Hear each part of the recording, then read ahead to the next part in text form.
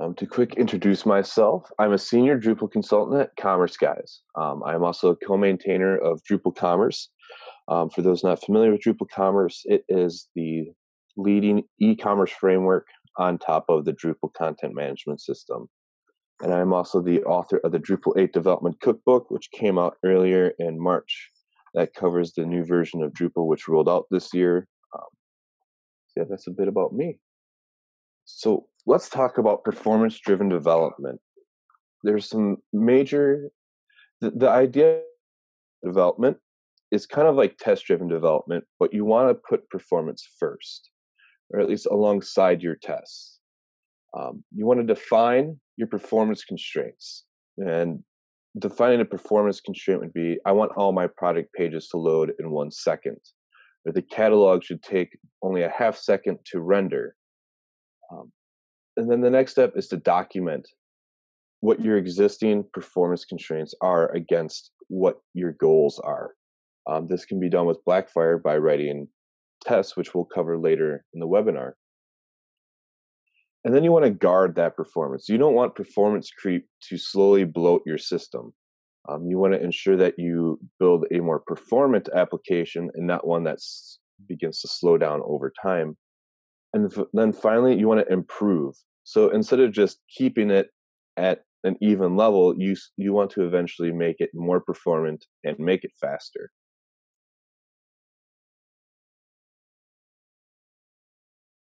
So the key here is that you want to develop with performance as a feature. So performance features are essentially the benefits from implementing your design constraints. And as an example of that, e-commerce is built on web applications. The modern web isn't just a static website, it is a living application. And we designed these applications with features, with all the flash and the glimmer of, we need it to do this and do that. But we don't design constraints. We don't say what it has to live within in order to achieve those features. With my degree in software engineering, half of that school time was spent talking about performance constraints and other constraints. And that lives very heavily in the desktop development area. But as soon as we move to web development, it seems that performance constraints kind of go out the window. And this isn't just front-end performance with, JavaScript and ensuring that the browser doesn't become sluggish. This is actually in our back-end performance as well. And the reason why I like to say performance is a feature is it doesn't sound as negative. If you were to say the performance requirement, the performance constraint, trying to sell that to a stakeholder can often sound like, oh, that's difficult or that's boring. But when you sell it as a feature, it can oftentimes help push that higher up the priority chain. And it helps you highlight the gains that will come out of improving your performance. The hard part about working with performance is it's hard to know where to start and where to stop because it is a very loose concept. The first thing that you need to do is come up with your constraints, but then assign business value. If the homepage is fast, like what's more valuable? Is the homepage being immediately fast or the catalog being faster? What's going to be higher on your priority? That way you can help assign these to like what you think will get you more conversions. So you could do actual research on what people consider to improve conversions on your business's website. And then the next step should be sprints for improving on the constraints. By working on performance in sprints, you're giving a fun boost to your developers' morale because, for this week, we're going to work on improving our performance instead of just giving a task randomly throughout the week saying like, we'll try to figure out how to make this one thing faster. It gives it a concerted effort with multiple developers, which gives them a break from the other monotonous tasks of improve this feature, this bug. They get to dig their teeth into something interesting and different. And when you're doing those sprints, you again need to focus on the valuable gains. Trying to improve this one arbitrary API method may not make sense. You need to make sure that you're actually gaining performance where you've defined it to be valuable. And that will make these seem much more beneficial to your company as well. And also target what you can immediately control. I've even run into this. I start working on something, and then all of a sudden I found that an issue is kind of at the bottommost level. When working on a Drupal commerce site, there might be an issue in Drupal itself. It's going to be hard to change that bottom level. You can submit a patch, but you might not see an immediate gain out of that. But what you can do is investigate your integrations of the API. Okay, so at the bottom level there's this problem, but maybe it's actually my implementation of the API. So focus first at what you have direct control over and have created before diving down lower, and that will help you follow your path and your goal much easier. So let's tie this together with performance-driven development and Blackfire, how Blackfire can help you achieve these goals much easier. Because there are other ways that you could pull this off. But with my experience, Blackfire is the tool for implementing all of this. So for those who do not know, Blackfire is a software service performance management solution. And this helps you instead of you having to write a tool or use a tool like XHProf, which has no GUI, it allows you to quickly identify bottlenecks and where you're having performance issues without all of the lead up time to having set up your own testing tool. And it helps you measure performance. Most tools just look at how long something is, but Blackfire has the philosophy that performance isn't just how long something took. There's disk input output, there's network input output, there's memory usage and CPU time. Most tools consider the last option to be the biggest, to be their one measurement is how long did it take the CPU to process this. And that doesn't really define performance, because what if you have a very REST API heavy application? You're going to worry more about your network I/O. Can you improve your backbone network so that way your e-commerce application can talk to your ERP faster? Are you reading feeds off your disk for importing your catalog? All of those are items that can be actually fixed without writing code, and most tools won't let you notice that. And then memory and CPU can be addressed by your actual code usage. And then there's the value of performance. Better performance can mean more conversions, and more conversions means more revenue. That's why you need to come up with the constraints. By saying that a product page should only load in 1 second, you can actually put a dollar amount to that. And you can find that dollar amount by researching what others have found. Such as Amazon, if they get their product pages to load like 100 milliseconds faster, it's some odd percentage a year in sales. And that odd percentage for them equates to millions, like hundreds of millions of dollars. So there is a huge value in performance in earning conversions, because if your site's slow, well, they'll go to somebody else who's fast. And conversions aren't just order sales. If you have a registration, like a site that just requires user registration and interaction, you want them to log in. Applications like Untapped and Foursquare would never have taken off if they were too slow and people couldn't sign up and actually use their service or were distracted by the slowness. And Google also takes your performance into its rankings as well. So let's compare Blackfire against XHProf and New Relic. So XHProf, again, is only against CPU time. It has no GUI or PHP 7 support. PHP 7, which I know plenty of projects are actually starting to switch over to PHP 7 already for the performance gains. And XHProf is always running. So it'll always be running in the back end every time that your application is going. That's where Blackfire is really interesting, because it is only triggered when you tell it to. By using some special HTTP headers, the profiler knows to run or to just not run. So this way it's not bogging down your performance. Your performance tool is not bogging down your performance. And then there's New Relic. I feel that most people are really familiar with New Relic as an application monitoring or application program monitor, or however APM stands for.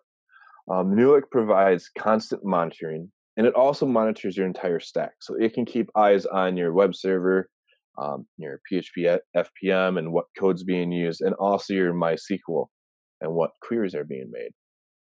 New Relic is great for insight, but it only provides a top level into your heavy performance items. It's not going to give you a fine-grained breakdown. And with Blackfire, you get a more immediate insight as to what you are seeing with problems. One way I like to compare it is that Blackfire is for active profiling in any environment, whether it's production, QA, your dev, your local dev.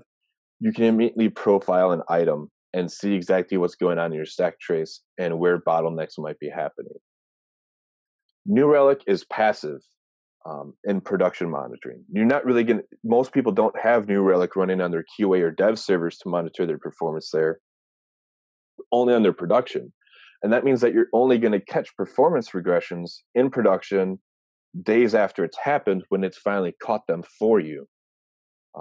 And that doesn't really match into doing like a performance-driven development because you can't catch bugs before they happen, or you're going to have to pay a lot of money to have New Relic licenses on everybody's machine. So what's it all about? This is for Blackfire. It fixes where it matters. You're able to just find out where the exact bottlenecks are and fix them right there. With Blackfire, you can have references as a baseline. So in a performance-driven development, at the end of a sprint, let's say you do a release at the end of the sprint, you run a profile and that becomes your new reference. So you have this baseline that at this point in time, our performance was here. And then every time that you run more tests and more profiles, you can use that baseline as a reference and see if you're gaining or losing performance. This is great because it will actually show you the difference in time on disk I/O, network I/O, CPU time. And Blackfire lets you profile all the things. Like you can profile your command line, you can profile HTTP. So if you have background tasks that are run on PHP scripts, such as importing products from your ERP or processing some kind of data, you can actually profile those CLI commands and make that performance faster too. So it's not just your HTTP requests. It can be everything that you need. And with all this, Blackfire lets you deliver with performance. You can catch any performance regressions before delivering, just as you expect to do with your actual bugs and test coverage. So Blackfire supports continuous performance testing. And that's important if you're going to be developing with performance in mind, right? I don't think there's many projects that go out now without some kind of continuous integration that's running tests. So why not do that for performance as well? If you're going to try to catch bugs on every developer's commit or every feature branch merging and release, you should be doing this with performance as well. One way you can do that with Blackfire is by setting up environments. And one nice part about environments is instead of having to use each individual developer's API keys, each environment has its own specific APIs. And you can add multiple users to an environment, so you don't need to be tossing around API keys between each user. You set it up for the environment. If that user is part of that environment, they can view the results. And with environments, you can then match your development workflow. You don't want to have one environment for your production, QA, and dev, because then you're going to have all these profile results that are mixed together. So this way you can have one just for production, you can have one just for your QA environment, one for your dev, and understand and be able to quickly see the performance profiles for each environment there. And environments can also support periodic builds on top of your normal CI and CD. So you can configure it to test a certain URL at a specific interval, and it will actually run performance tests on those URLs. And you can also integrate with Logmatic, New Relic, and Platform. So if you use platform.sh, which is a very awesome platform as a service if you haven't tried it yet, when you push a commit and it rebuilds your environment, you could also trigger it to run a Blackfire build. And this is how you can have continuous integration with your performance testing along with your normal build cycle. And with your environment and how it runs that build is it actually is going to be running tests. Blackfire supports tests by adding a .blackfire.yaml to the root of your project. I want to specify here, when I say root of your project, it's actually your doc root. So whatever would be next to like index.php, if you have .blackfire.yaml, it will read this and then make these assertions. So right here in this example, I have product page should be really fast. And I give it the path of /product/1. And I'm putting some very basic assertions that the wall time, my CPU time, should be less than half a second. It should only use 10 megabytes of memory, and the network output should be under 50 kilobytes. So that way I'm ensuring that it has a tiny footprint. And actually that we should try to make that even smaller because that's still a huge size. And then here, one thing that is missing is there's a sample size. So this is assuming a cached page. And with Blackfire, you can actually tell it to sample a page multiple times. So in reality, when it's doing a CI integration, this page probably is not cached, so this would always fail. But what I would do is say sample it 10 times. So do this 10 times and take the median value and assert that. So that way you can assume that if the page was cached or there's a heavy load or it was completely cached, this is what that middle ground will be. So that's just the Blackfire YAML, but you probably already have tests written in PHP unit or whatever framework. So if you have the tests, you should now just seamlessly test your performance as well. Because you can run your Blackfire test via your code. There is a Blackfire SDK that you can easily integrate to your current application by using the Blackfire trait. And that allows you to easily configure a Blackfire client along with configuration. So here's that same example, or here with that Blackfire.yaml in my doc root, I'm going to actually trigger that page in my test.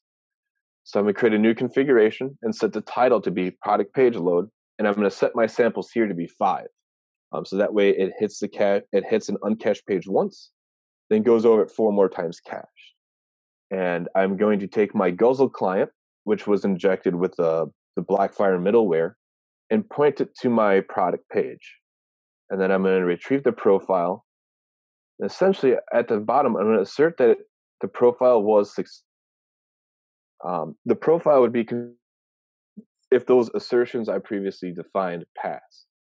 So now my tests are actually going to run the Blackfire tests without me having to use Blackfire's environment build.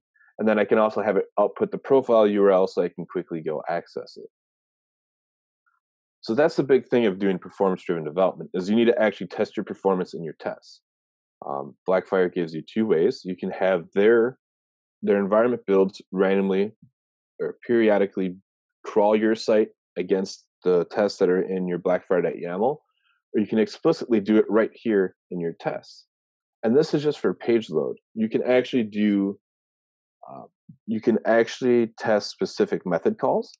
So you could assert in here that when I run this one operation, there should only be 10 MySQL queries. And that's all heavily documented in their documentation online. But I didn't pull that into the webinar because that's getting into the fine tune. Like what we should really be focusing on at first is this higher level. Is my page loading? Like how fast is this going? What are some of my resources that are being used? Because you need to define what is important to you when it comes to performance, right? If I tell you to develop with performance in mind, you kind of look like, well, what is performance? Like what do I need to actually test for?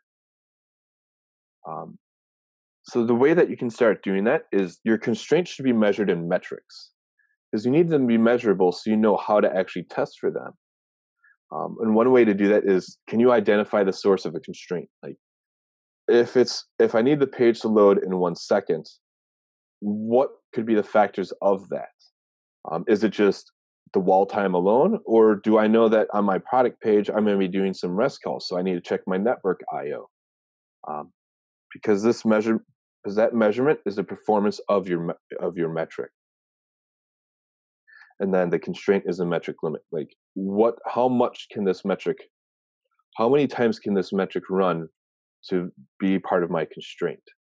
And with Blackfire, you can actually define your own metrics. So out of the box, Blackfire lets you test the metrics of wall time, network I/O, disk I/O, and there's even integrations with Magento, Doctrine, Symfony, Twig, such as like how many did Twig compile at all? You know, technically you probably don't want Twig to compile at all when a page is loaded.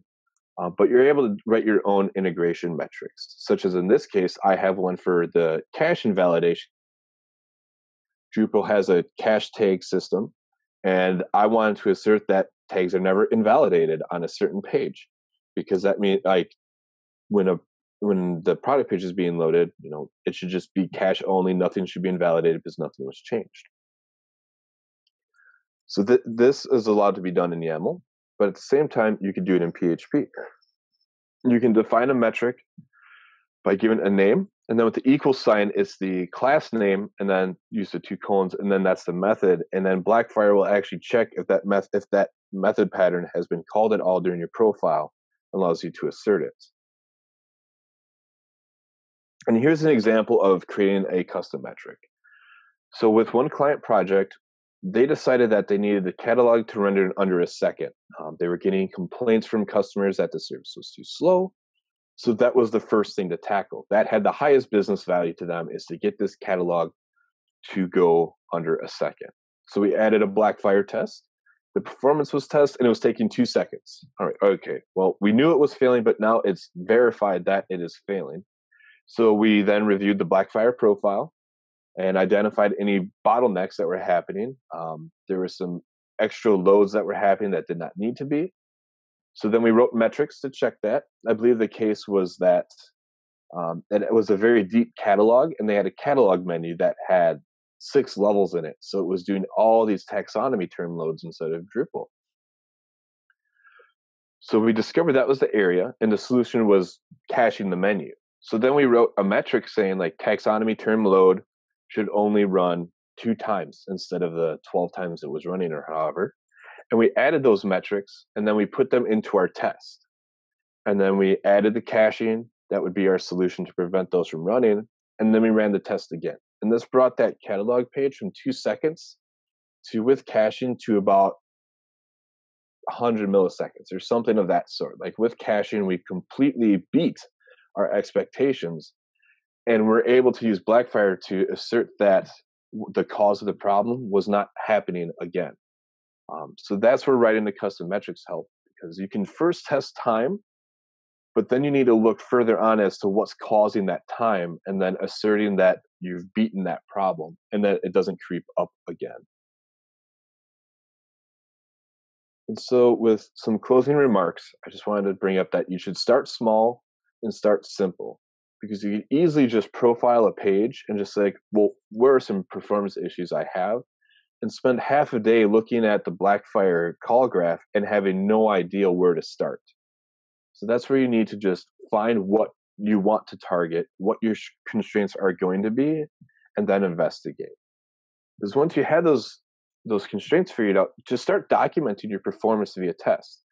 I want the product page to load in a second. Well, write a test for that. And if it's failing or not, if it's failing but you don't have the time to improve it right there, we'll just change your test to say that, okay, well, the product page is actually loading in like 1.7 seconds.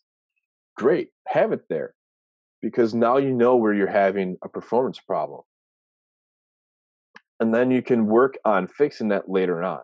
So you're like, okay, well, what's violating our performance constraints? Since you already have it documented in your test, you can go back, and then based on what you've given the business value to for each constraint, you can then go and begin working on each of those items.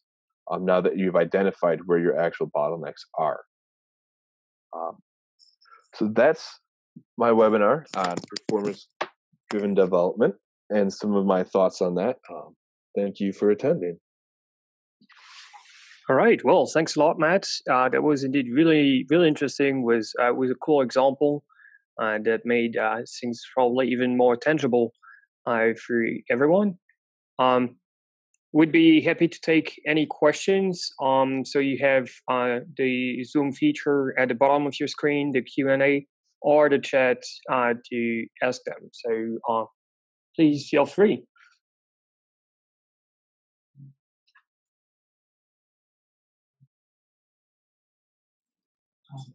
So Yeah, about technical issues and recording. Yes, we are recording, so you will get that just the time to edit it a little, and we'll post it on YouTube.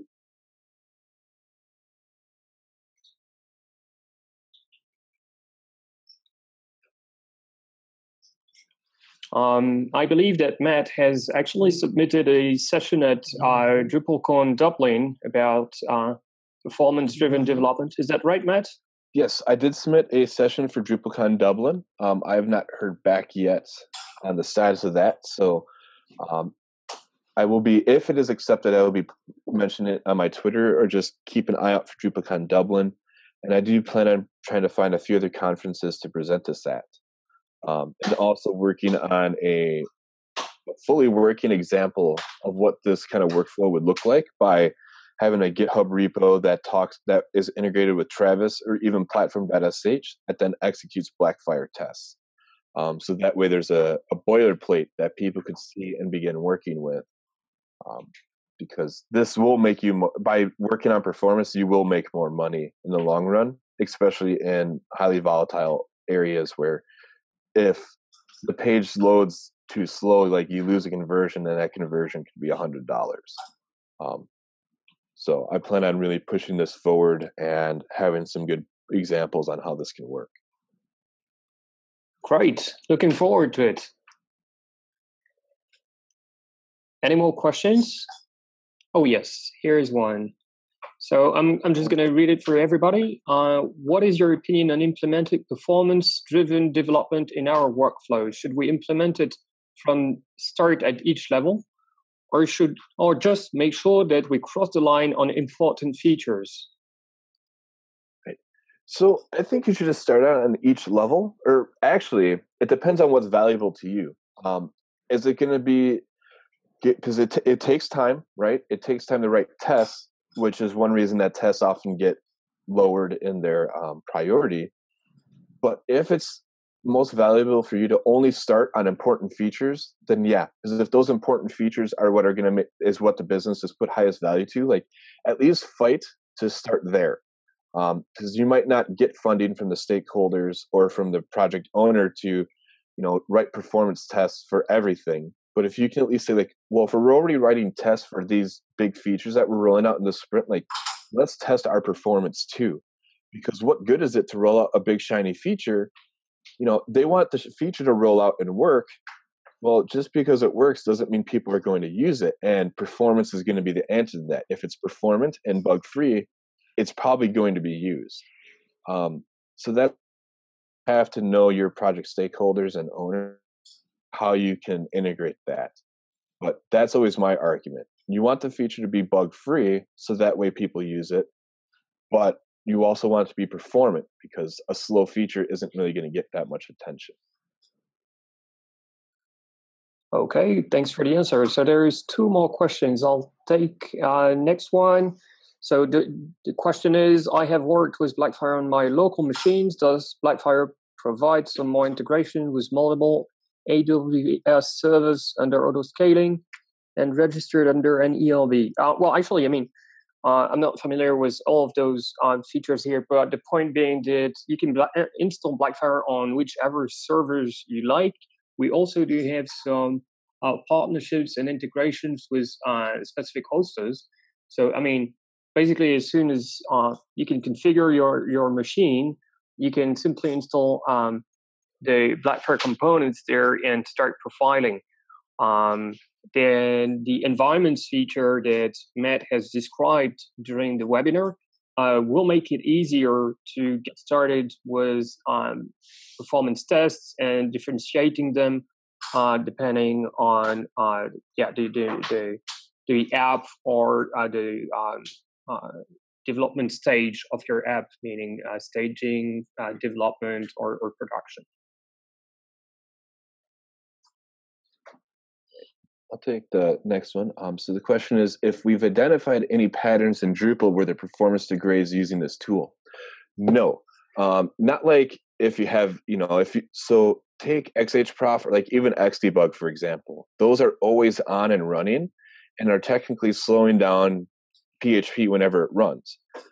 Blackfire, it will listen for a specific HTTP header and turn itself on. So if in that request there's no header, it doesn't run, which means that it's not affecting your PHP instance at all.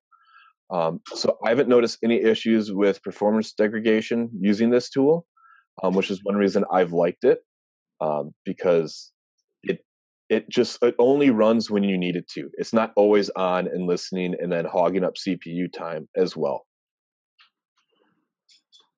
And then the next question, how does this help in monitoring single page apps as in JS? Because that's the de facto standard. Well, Blackfire is a PHP profiling tool. So if your single page app is in JS, I'm assuming it's going to be talking to a backend somewhere. So your backend needs to be performant as well. For JS, I could be wrong here, but I don't believe Blackfire really has a way to test the JavaScript endpoint because there are so many tools. I mean, shoot, Chrome's DevTools provides a huge way to test your JS performance. But if you're still talking to a backend somewhere, so you could still profile your AJAX requests and any form submissions and see what's, is the problem our front end or is the problem our back end? So this tool could still be used even if you have a decoupled application. That's right. Thank you, Matt. Actually, I'll take the next one, which is, does Blackfire IO does it have a hourly pricing? No, it doesn't. It's either monthly or yearly.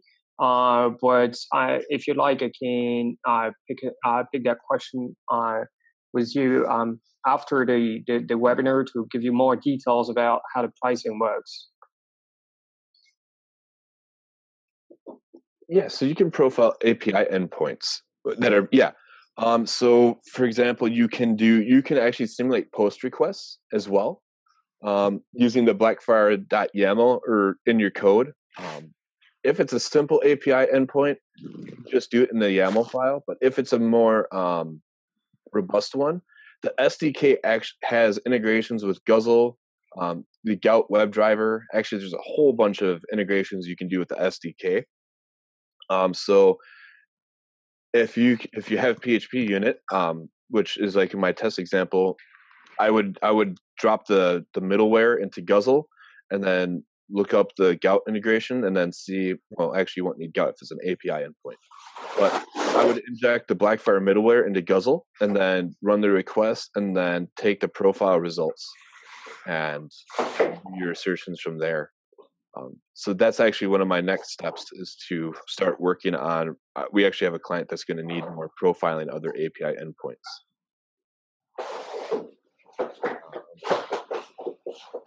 All right, so this question is, D8 now has its own profiling. Please advise the difference between Blackfire and the Devil profile. Well, the development module, Devil, has a web profiler, but that's not really profiling your PHP code. That's profiling Drupal. And that's a profiler that's inside of Drupal. So that's like profiling with XHProf. Not the same, but it's always running. So XHProf could possibly adjust some of your wall time, just as the web profiler is going to adjust inside of Drupal. It's not giving you a good bystander, like a bystander looking over how things are running. The web profiler shipped with the Devil module is like in the middle of it looking out, where I would consider Blackfire is standing to the side looking up and down, if that helps. I'm sure the web profile one-offs, I know I've seen it. I haven't actually tried it yet. But it's not going to give you the same results as using Blackfire, especially if you do want to start integrating performance in your tests. Actually, Christoph, could you possibly help me with the next one?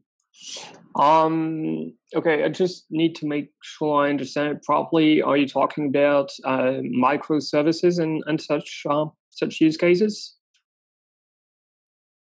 Okay, well, I will assume that's the case. So, what happens indeed when, what happens then when a request is calling for another request, and is it possible then to display that in a single profile? At this point, no, it isn't. That's mainly for a matter of how we build our security. But this is something that we're working on, and the point will most likely be to display that within a build. So it's not going to be a single profile containing all of the requests. It's going to be a build that will contain the list of profiles for all of the requests. Okay. Yeah. So then, thanks a lot, everyone. Special thanks, of course, to Matt Glaman for doing this webinar. Again, that was really interesting. Thanks a lot for taking the time to do that and to answer all the questions. Yeah, looking forward to meet with you most likely at DrupalCon. Yeah, same to you. Thanks for having me. All right. Have a good day, everybody.